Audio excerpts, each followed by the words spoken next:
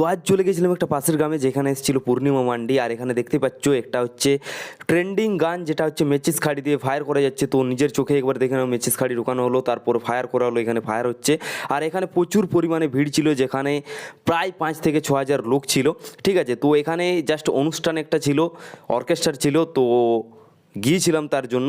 তো তোমাদের জন্য একটু ফুটেজ দিলাম, সেটা তোমরা এনজয় করো। আর আমি যাই নেক্সট ব্লগ শ্যুট করার জন্য।